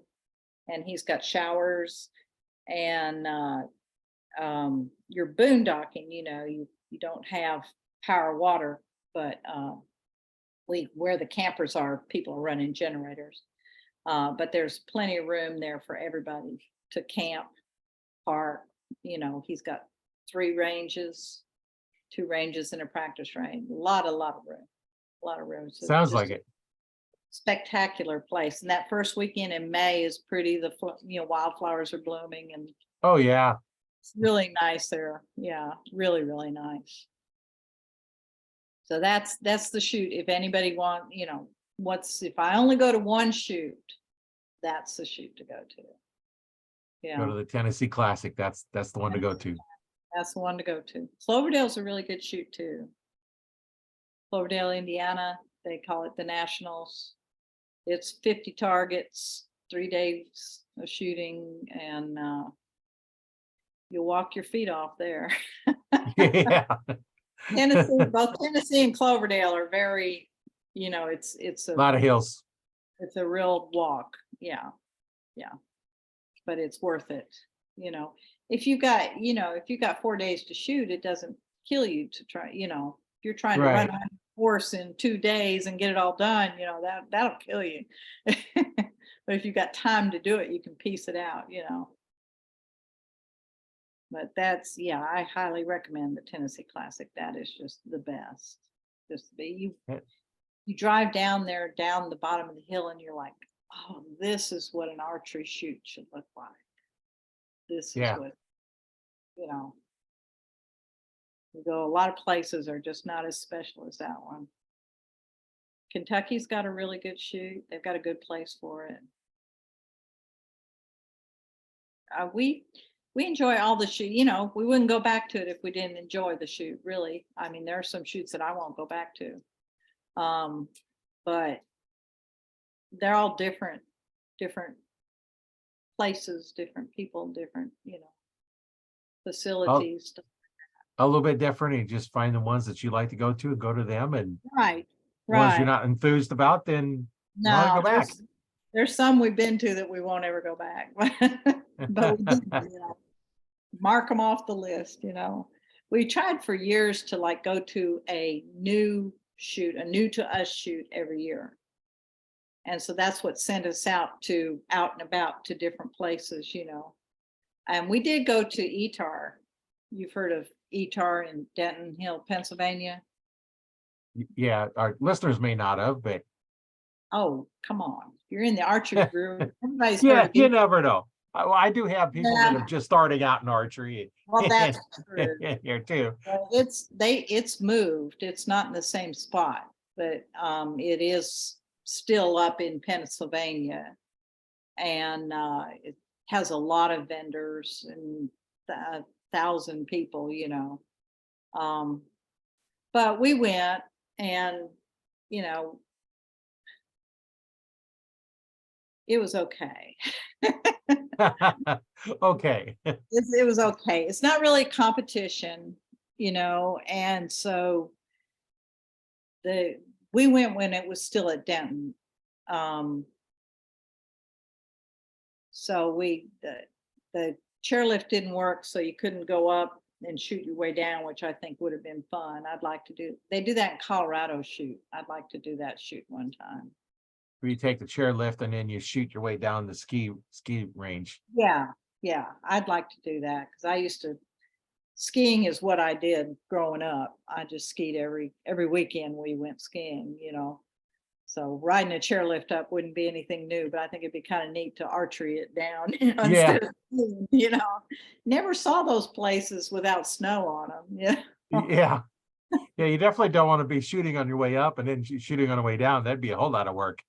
Yeah, that would be bad. Well, see, that's what Denton got to where, you know, the walk would kill you. It was, you know, and it was just very crowded, very, very overly crowded, you know, I felt. But some people just love the heck out of it. And that's, you know, each to his own, whatever you like to do. But Yeah, there's some shoots we go to. I like a little bit less crowd. Yeah. Well, there's some shoots we go to that are very small, but they're so wonderful that the people are so wonderful. It's like going home, you know. So we look forward to those. The Arkansas shoots are like that, you know. We just love the people in Arkansas, and they love us for coming. And it's just a really nice little place, and we just enjoy the heck out of going. It's kind of a big drive for us. It's an 8-hour drive, but we keep going back to Arkansas. We love the people in Arkansas. So An 8-hour drive's not that far. Tell that to my husband. Well, I got a 40-minute drive to go into work every day and 40 minutes to come home. That's awful. That's awful. I never had to drive very far to go into work. When I lived in Nashville, I had to drive a little bit, but not much. Well, we live out in the sticks, basically, in a little village. If you take Omaha, Lincoln, and Fremont, and you find the middle point between them, that's where we're at. I've never been in Nebraska. I've never even driven through Nebraska. Oh, you're missing something. I've driven across Kansas, but I've never driven across. Yeah, you'll have to come a little bit further north and go through Nebraska, just to go through Nebraska. Just to go. Now isn't that what they call a flyover state? You just fly over it. Yeah, well, you're missing all the exciting stuff here in Nebraska, though. Yeah, they say it's flat. Well, no, not on the east end of Nebraska. It's not flat. There's lots of hills. Now, if you get out in the western part of Nebraska, getting close to Colorado, Yeah, when you leave Nebraska to go to Colorado, nothing changes. yeah, till you hit the mountains. Right. Yeah. It's all that kind of open, deserty, plains Yeah, type of on the ground. east side, yeah, on the east side of Denver, it's just flat. Yeah, Yeah. And then it's that way until you get, a good part of way through Nebraska, and then you start getting into the hills and stuff over here. But are those, um, is that the tail end of the Badlands there? yeah, Is it? Yeah. yeah, we don't call them mountains, we call them bluffs. Buttes, Yeah, buttes yeah, and bluffs, buttes and yeah. bluffs, yeah. Hills and valleys, and We went to yeah, South Dakota one time and saw, you know, Custer's Last Stand area and Rushmore and all that stuff, you know. But the prairie states, we just sort of drove through them to get somewhere else. yeah, Because yeah. That we grew up on the prairie, so we weren't like gonna tourist on the prairie, okay? yeah, yeah, yeah. I just kind of, most the state going to Colorado. If I go in there, it's like, yeah, most of it's just all, you know, crops, and you see all the crop circles from irrigation. The center pivot. Got these. When you do fly over, you see all these little round green patches. That's the center pivot irrigation. They just pivot around and keep watering. So you got these green circles, and surrounded by brown outside, and another green circle. And Yeah, yeah. Well, we just we were in the southern part of Colorado, but we lived on the prairie, but the mountains were only 38 miles away, and oh, we spent all our time in the mountains. So I know when I was a kid, we used to we had a camper, and we had a trailer to hold our motorcycles. We had one of our old Fuller motorcycles, a little mini 50 on the back. And 3-day weekend, we're up in Colorado with my aunt, riding motorcycles up and down the hills, the mountains, and we'd come back, and then next 3-day weekend we'd be off up there again. And as a kid, that's what we did. We'd drive to Colorado for the weekend. when we lived in Colorado, we didn't like tourists, but it's a tourist economy, so whatever. But Yeah. we skied every weekend from November to April. That's what we did. Oh, and this is in the summertime, so we're going up there, not In during the the ski summer. season. And then we'd hit the mountains. Yeah. We'd be up in the mountains on the back trails and everything else. And we didn't do the touristy stuff. We basically stayed away from all the places that people would go. We didn't go to all the places. We went to trails because my aunt lived up there, and up by Denver, and wow. knew all the places. She lived in Westminster's where she lived. Yeah. And they knew all the places that we can go, trails. And there's times we go up there, we didn't see anybody else. We'd go places that there was nobody there. It's not like Just us. Once in a while we'd see somebody else, but we're back in the back countries and riding our bikes up and down the hills, trails. It's probably not like that anymore. No, of course, that was let's see, probably 50 years ago or more than 50 years ago. Well, we've almost talked 2 hours. I think you've gone Yeah. beyond your podcast here. Oh, that sometimes they go long. I've actually had one go for 3 hours. Oh my God. We just got talking, and then they're only about an hour and a half to 2 hours is what they end up going. Depending on where our conversation goes. It's just so fun. I enjoy talking to archers from all over the world. It's a lot of fun, and anybody that wants to get on and chat archery, hey, I'm open. Chat archery, we can do this Archery for a is long time. great sport. Anybody can do it. You don't have to be an athlete, and you don't have to be strong. And anybody can do it, and you can just plink arrows, or you can get really competitive, and and there's just all different kinds of archery you can do. People do horse mounted archery. If I had gotten into it in that level, when I was a youth, I would have done that because I had a horse, and that would have been really appealed to me. And but I didn't hear about that till much later. But Yeah. I actually talked with a guy here a while back that did that, and that Yeah, was quite interesting to hear about that. That's an interesting really um, cool. way of Yeah, shooting. it's really, really cool, you know. But I really just like 3D competitions. You know, I like the aspect of going, you go out with a group of your friends, you know, and so you're giving everybody trouble and, you know, you're all Yeah, shooting the same target and scoring it, you know, and sometimes you're just really serious because this is a competition, you know, and we just really get, you know, try to support each other and help each other. You know, it's just a lot of fun. I just think anybody can do it. I really do. yeah. Like Well, the guy and that won Lancaster this year said, anybody can do it. and I've talked to, a young lady that couldn't do regular sports and doing great in archery. Yeah, I've actually I met him a couple times, and we're going to have him on the podcast one of these days. Matt Stutzman. yeah, I've talked to him, the armless archer, yeah. one with no arms. I've He seen shoots a his. compound. Yeah, I've seen him. I've seen him shooting somewhere. I don't remember where, but I saw him shooting somewhere. But yeah, that's the thing. I mean, there's adaptations for almost anything.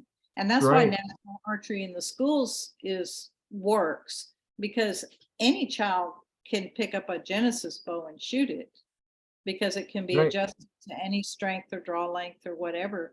And that gets them into the whole aspect of, you know, just trying to do it for yourself and get better for yourself. And then you can be on a team if you want to be on a team or not be on a team. You know, you can just do it for yourself.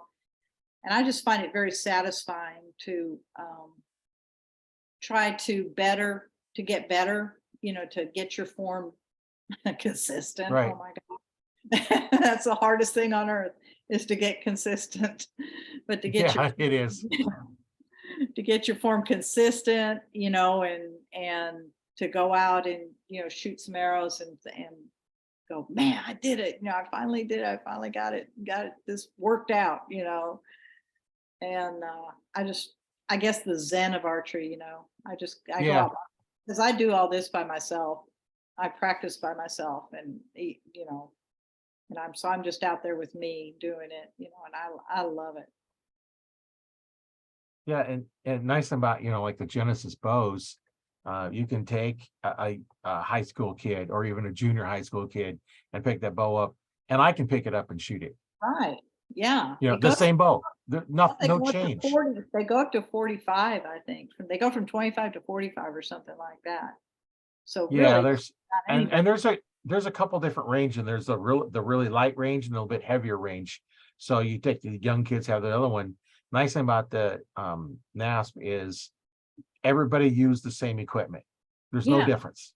It's all right. an even playing field, because if you didn't, now then you get, the parents, okay, I'm an archer, I'm gonna buy my kid, a high dollar bow to shoot against somebody else that Yeah, is using a cheap one. No, it levels it all out. So it is 100% your shooting skill against their shooting skill, because it's the same equipment, right, the same rest, the same everything. You might have a glove or a tab might be the difference in it, but it's your shooting skill right. against their shooting skill. And that makes it nice and fair.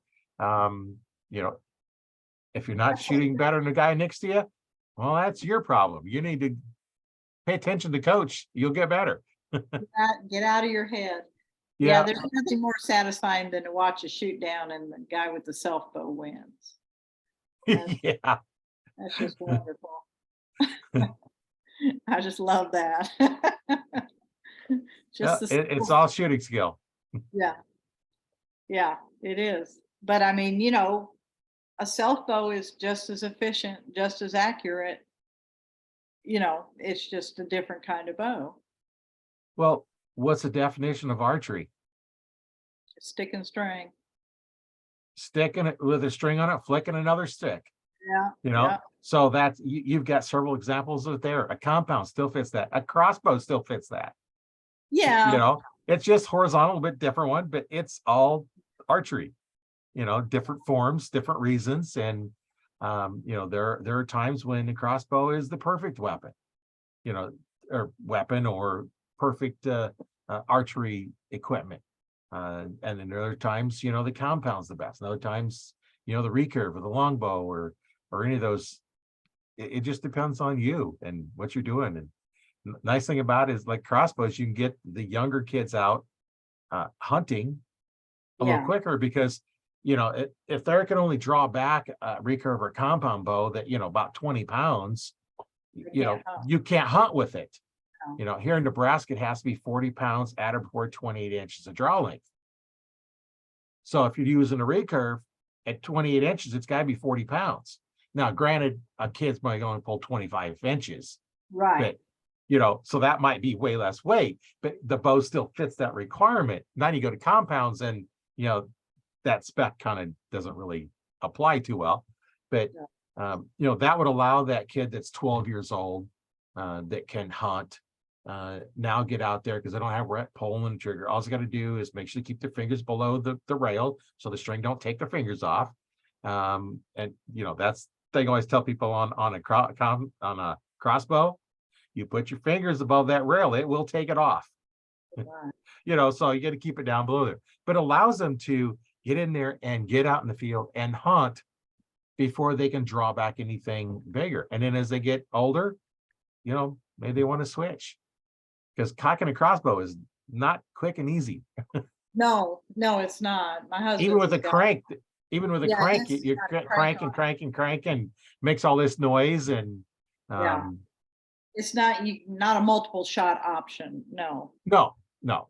You It's cock it not. once and then you wait till you're done hunting and then you put your arrow in so that you can shoot it and then you shoot it and then go recover your decocking arrow and then load it back up. I've emptied my quiver at deer before. Been there, done that. I didn't have many of them with me. I think I had 3 and I shot 3 and I was like, the deer keep walking by. It's like, Yeah. man, No, I, I got 3 tags. I ain't shot one yet. I missed. I don't know how I missed. And another one come by, I missed again. Another one come by and I missed again. It's like, what's going on? What am I? I need more arrows.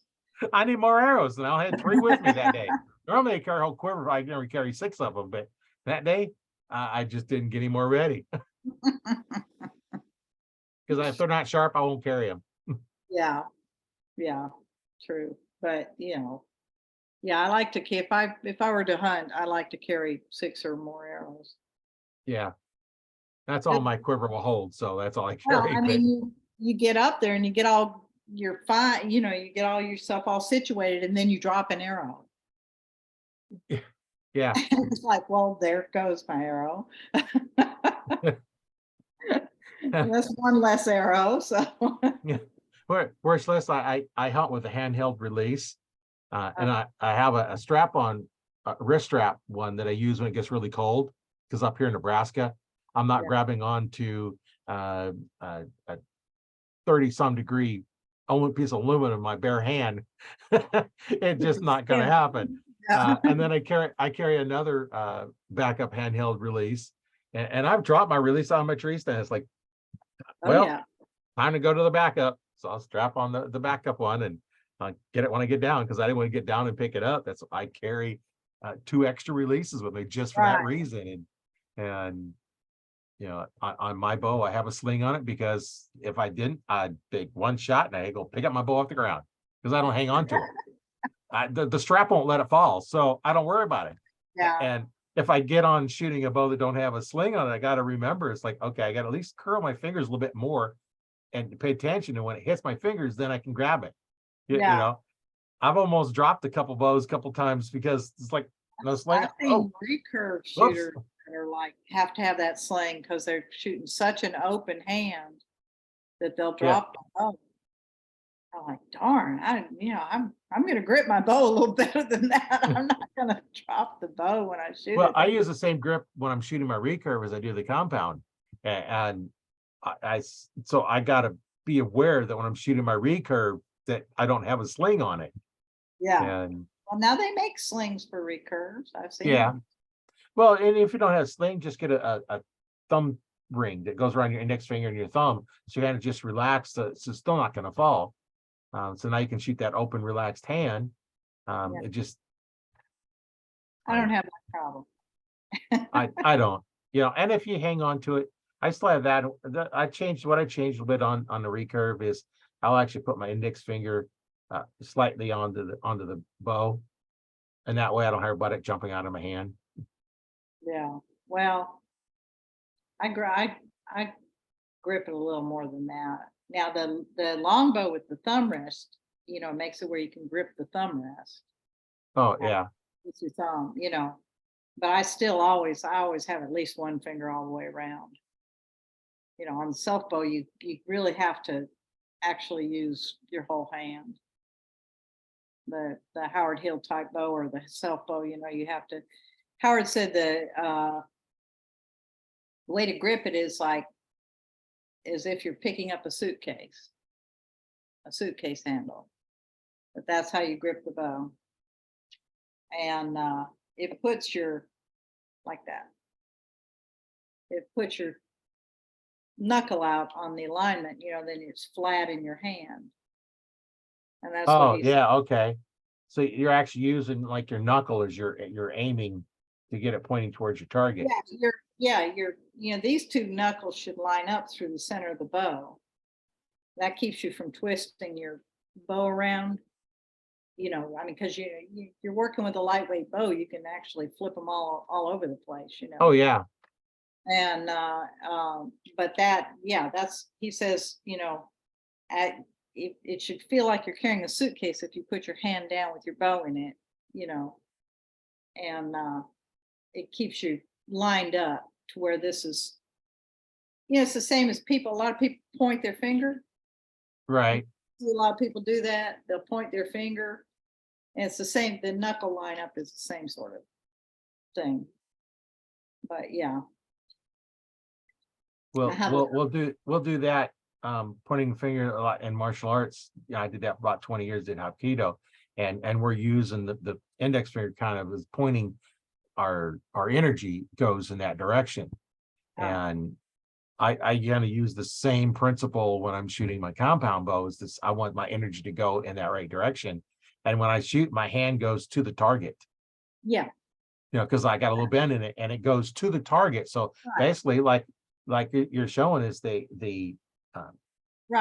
second knuckle back is actually pointing to, because your hand is relaxed. I said in camera, your hand is relaxed. This is actually pointing towards your target. And that's what you're doing for your grip. Yeah, and that also keeps your bone alignment with your bow here.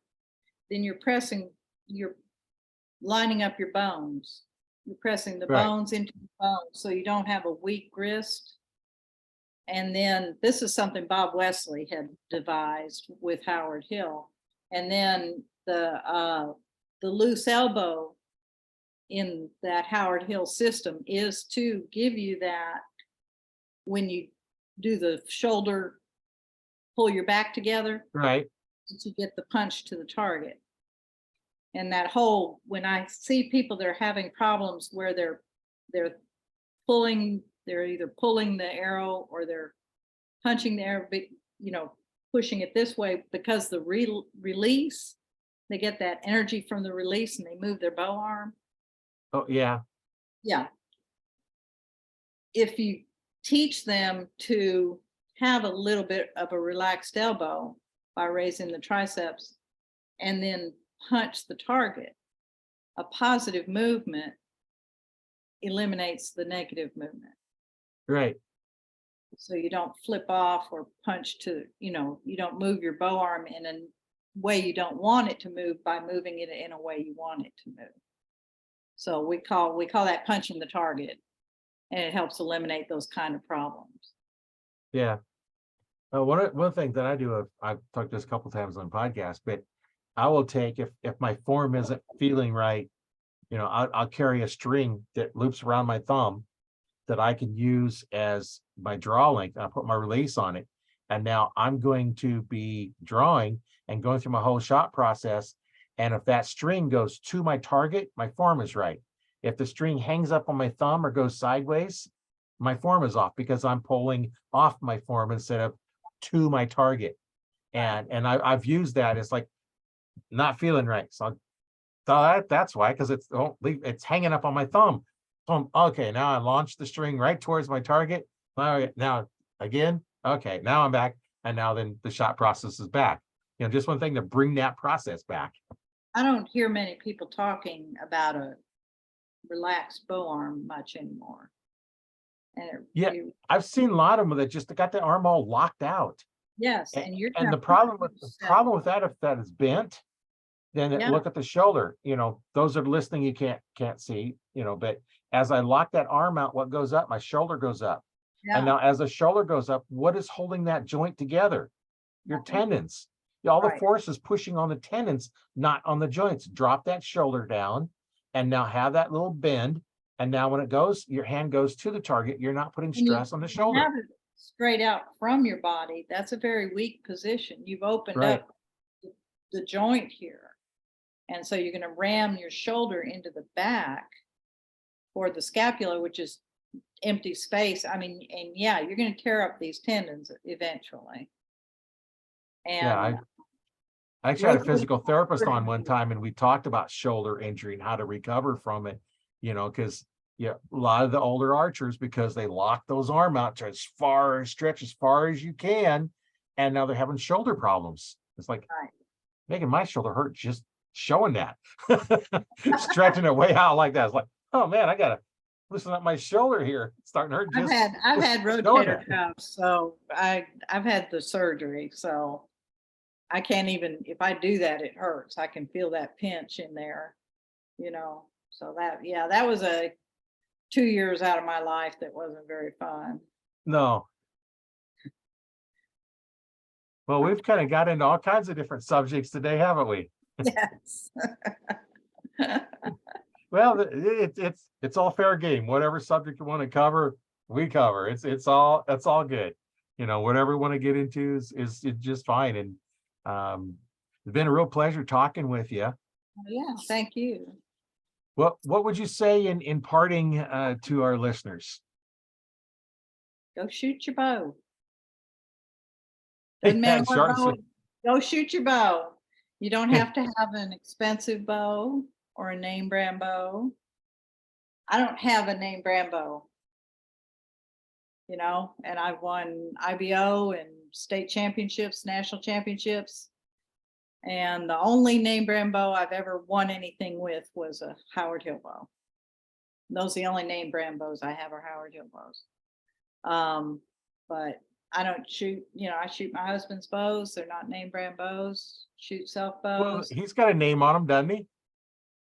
He's got my name on them. Well, then it's a name bow. Your name bow. Can't say there's no name. You don't have to plop down $1,600 for a bow to get good at it, to do well, And now, I mean, when I started, there was nobody teaching archery online and stuff. Now you can go to YouTube and get all kinds of videos that are not bad video. They're not bad. I've watched lots of videos and they're not, they might all be teaching kind of differently or different styles, but they're not bad. So if you feel like you don't have a good form, have someone film you and then go to YouTube and see how you can fix it, Yeah. Well, and that's one of the things we offer in the Archery Talk 101 Facebook group. If you have a problem shooting, take a video, upload it. We've got archery instructors in there that have been, I've been an archery instructor since '95. I'm also deal with compounds, but I'm not as good as you are at the traditional equipment. I have shot them. I know basically, what's doing. I finally learned what string walking was. That's I was their listening. bow. That's a whole nother thing. I know, and it's like That's I was watching. thing. I was watching Jake Kaminsky's videos, and he was talking about his string walkers, and I'm just thinking we're watching the show Skinwalker, on TV, and I was like, what's a string walker? I don't understand this, and then so I was listening to that, and I actually had somebody on the podcast that did the string walking and explained it's like, oh, okay, now I understand what it is. It's an aiming system is all it is. Yeah. Yeah, You can basically, how far down you move on down the string, and you gotta go this far for there, and it's like, spacewalk and do basically the same thing. yeah. I mean, if I'm Yeah. gonna do all that, I'm gonna put sights on it. Yeah. Well, I mean, when you gap shoot, your arrow is a sight, basically. Yeah, yeah, Um, so it does work that way, yeah, I, you can't just go up there and just shoot the arrows. It's, you do yeah, have to do a little bit of, I mean, you can for a while, but then you're going to want to get better. So right, you're going to have to do something to get better. And that something is going to have to be figuring out how to do it the same thing all the time so that when you don't do well, what you can fix. And Howard right, Hill said that when they talked to him about instinctive archery and not aiming and aiming, he said, well, if you don't aim, how do you know what to fix when you don't hit what you want to hit? right. You have no reference point of why you missed. Yeah, and I do the instinctive shooting. I look at my target, and then eventually my body figures out where it needs to be. So I'm focusing on it, and my body will learn, but I don't shoot it enough to be good at it. So I go out bow fishing with my Really? recurves, what I do. So, if I was to pick that up and start doing more of that, I'd probably have to figure out which kind of aiming system I wanted to use. Right. Um, I think that, I mean, I believe, I'll say I believe that way. You can't argue about it. true. That instinctive archers are aiming because your brain is going to aim, Right. whether you're aware of it or not. Um, and I Eh, think eh, it's better to have an actual aiming system, such as the gap, which I recommend, especially if you want to be an instinctive archer, then you should gap shoot because once you figure out your gap, you get more instinctive the more you use it. Right. The more you gap shoot, the more instinctive you become because you can look at it and you can just you can do the Fred Aspel push pull if you want to, and you'll see that arrow come up, you'll know when to shoot because you've done the gap beforehand. And if you do it often enough, it becomes instinctive. Yeah, it's like when you are using pins, you don't look at the pins Right. because if you're looking at the pins, what are you going to hit? Wherever the pins are at. You got to look at the target, put the pins over it. So Well, it's that's not really kind of, what you're focusing on. And yeah. that's kind of what it sounds like you're talking about, where I'm going to Well, come up, I'm still going to focus on is target, but I'm going to see the arrow and right. use that as a reference. I think, yeah, they call that split vision. And then people are like, I can't look at two things at once. Well, yeah, you can. Yeah, You look at multiple things at once all the time. But you put once you've put your arrow on the gap point, then you need to focus on the target, on what you right. want to do. If you only focus on the arrow, you won't be accurate. You have to take your focus off the arrow because you've put it where it needs to be, and then focus on the animal. Yeah. Yeah, Right. I it's mean, just a but matter of practice, practice, and practice. unless you're shooting an extremely lightweight bow or you're shooting long distance targets, your gap is going to be small. It's not Right, going to be very big. So you're not having to shift your sight really because the arrow is in your sight. right. It's not Yeah, like you're trying to have to move from one to the other. My gap at 20 yards with my longbow is point on. So how good is that? right. I mean, that's 90% of your targets. Yeah. 20 yards or less. Yeah. Well, they're usually between 18 to 22. So if you concentrate on being good at 20, you've got it. You're in Right, there. You'll be in there somewhere, but you know, and with the other bows, it varies a little bit with the recurve. I'm like that far below the center. I mean, that's easy to look at that much distance. right. And that's where you want to get your bows to be, you know. is something like that, so that when you look at it, it's easy to see. Yeah, I do the same thing. I have a level on my bow, but I never really look at it. I've done it enough and checked it enough that I know when it feels like it's level, and so I don't have to look at it anymore. And the same thing, everything else, you draw it back and you just don't notice it, but it's there, you see it, it registers, but If you're it's not in front focusing of on your it. face, you see it. I don't care Yeah. what you're looking at. If something's in front of your face, you're looking at it, you just aren't thinking about it. Yeah. And then, well, I got a little bit of cataract formed in my right eye, so everything in my right eye is blurry. You need to get So, that fixed. so, I had my cataracts done last year, and I had them done in May, and and 2 weeks later, in the very first part of June, I had both eyes done. yeah. I didn't lose a tournament before that, and I didn't lose any tournaments after that. That last year, I didn't lose any tournaments, and I had cataract surgery in the middle of it. Yeah, So don't take long to recover from it. go get them fixed. I Yeah. highly recommend it. I highly Yeah. recommend it. It's kind of weird when I see, because on my bow, the compound, I have fiber optic pins, and it should be like a red dot. No, I have a red donut with a black hole in the center of it. Weird. It That's a looks like cataract. I'm sure that's cataract. I- yeah, well, the whole eye is a little bit blurry. Yeah. So, but that was weird. I was like, well, that's kind of weird. It's just all the pins out, no matter where I'm looking, it's like, okay, well, so I don't worry about it. I recommend you get that fixed before it gets Yeah. worse. Those things don't get better. No, they don't. They And only it's get getting worse. worse, but I got to worry about, is the VA gonna say it's bad enough yet? Well, they always want cataracts to be to a certain point. Right. Um, you know, I mean, I went all along. They got, oh, you got a little cataract, little cat. And then last year was like, oh my God, time to get that out. Okay. Yeah. It was kind of a shock, but I went ahead and did it. But it was the best thing I've ever done.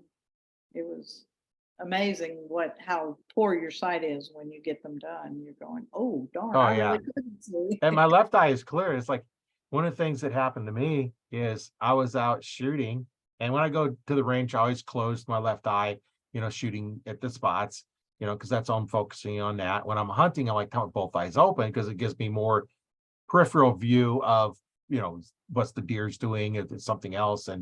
And I pulled up on this deer, and I know that pin was right where it's supposed to be. Right, right behind that shoulder. I shot, it run off. I hit it in the back hip, hit the artery in the back hip. Like, I know I was not off that far. So I went down to the range, did my normal target shoot. I shoot in the 5 spot, the right-hand target, upper right-hand spot. And I shot, I nailed it.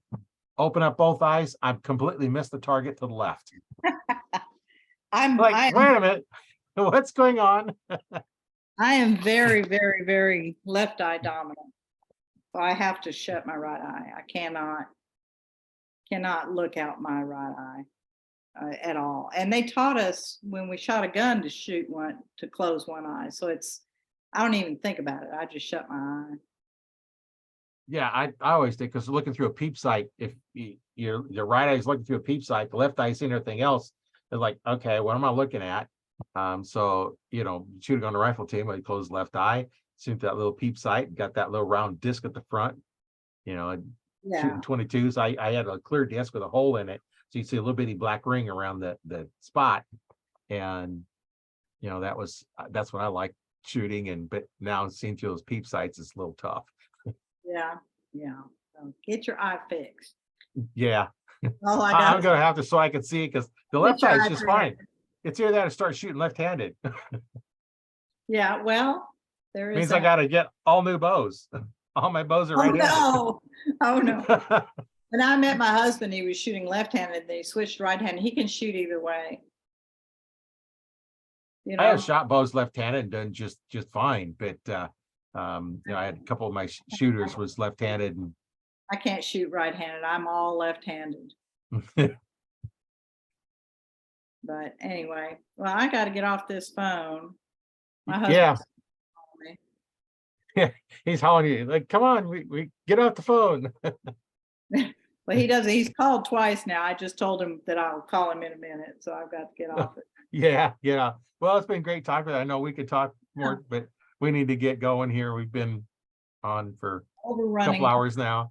Yeah, way too long. Yeah, Okay, well, it's nice meeting you and talking to yeah. you. Nice meeting and talking to you, and I'm sure we'll talk again and you I'll know, see you enjoy the rest of online. your night. Yep, we'll see you later. Okay.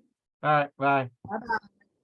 My name is Roy Canterbury, and I've been your host today on Archery Talk 101, and we will see you in the next one.